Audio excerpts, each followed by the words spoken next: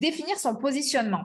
Après avoir analysé son marché, c'est important de définir la place que nous, en tant qu'entrepreneurs, on veut prendre sur ce marché. Donc, comment on fait ça? Moi, pour définir le positionnement, j'ai envie de vous partager 3 points clés. Donc, ce qu'il faut retenir, c'est que les gens, ils ont besoin que vous leur montriez la valeur de votre produit.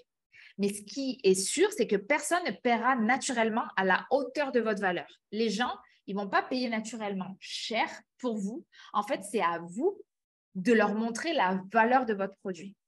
Ça, c'est très, très important de le retenir et c'est en ça qu'un travail de branding est très intéressant.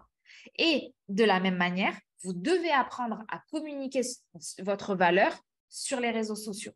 Il faut vraiment faire en sorte que les gens ils ont envie d'investir à la hauteur de la valeur que vous avez attribuée à votre produit, à votre service, à votre accompagnement.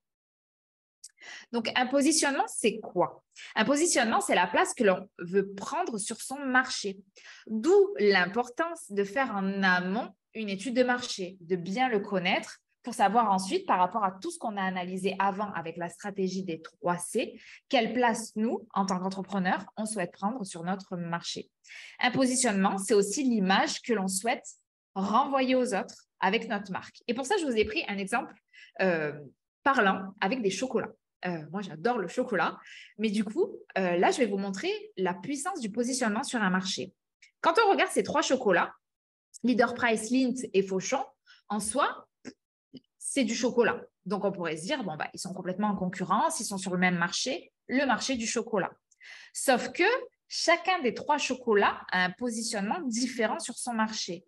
On a Leader Price, chocolat supérieur au lait, qui s'adresse à finalement un segment de marché plutôt premier prix et qui renvoie cette image-là, en fait, la valeur perçue, on le voit, le packaging n'est pas très travaillé, on a un petit morceau de plastique, voilà, même la typographie utilisée, etc.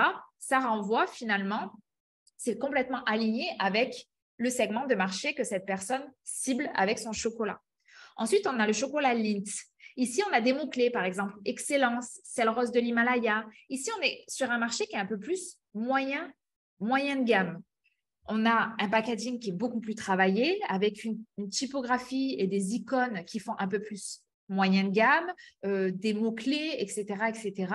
On sent que sur le marché du chocolat, les personnes qui vont acheter le Leader Price et les personnes qui vont acheter le Lindt ne sont pas les mêmes.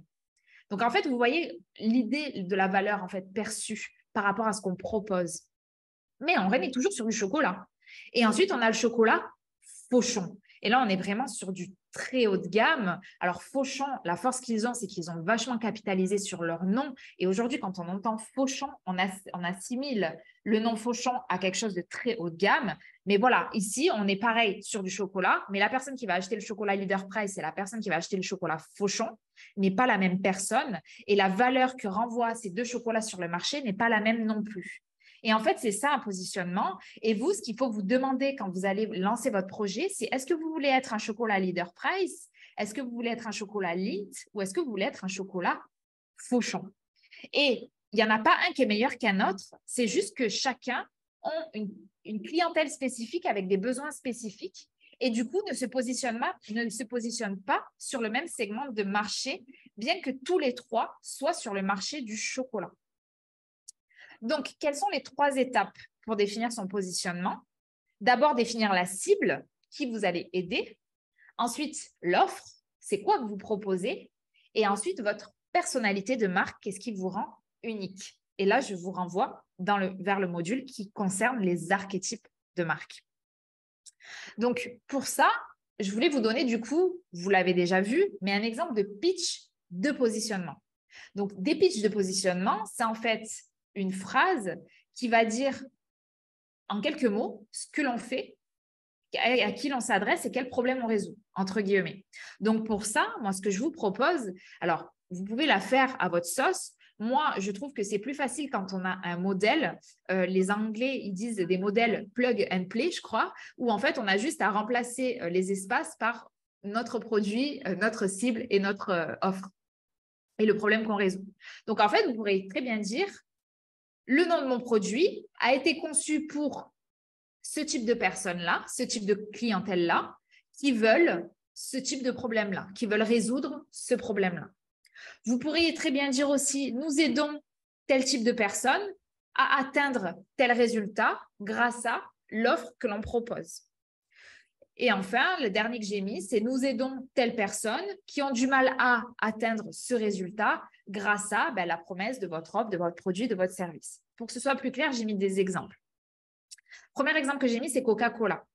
Les produits Coca-Cola, contrairement à d'autres options de boissons, donc là déjà, ils se différencient sur le marché, inspirent le bonheur, et créent une différence positive dans la vie des clients. Et la marque se concentre avec passion sur les exigences des consommateurs et des clients. La marque Coca-Cola, elle incarne l'archétype de l'innocent. Donc, vous verrez plus tard les archétypes et comment on les utilise. Mais en gros, la marque Coca-Cola, c'est une boisson. Mais contrairement aux autres boissons, elle s'est focalisée sur le fait d'apporter du bonheur, de la simplicité, de la positivité dans la vie des gens. Et donc, quand on boit du Coca, finalement, on n'est pas juste là en train de se désoiffer, on achète aussi des émotions. D'accord? Et le deuxième exemple que j'ai pris, c'est plus du service qui jette les femmes à quoi? À perdre leur dernier kilo de grossesse en 30 minutes par jour grâce au Power Yoga. Là, on sait qu'on cible les femmes qui ont un problème, c'est de perdre leur dernier kilo de grossesse, à résoudre leur problème. Comment? Juste en 30 minutes par jour et grâce au Power Yoga. Évidemment, cette phrase de positionnement, vous pouvez déjà la rédiger maintenant, mais c'est quand vous aurez une vision bien plus claire de votre client idéal que vous pourrez la affiner et la peaufiner.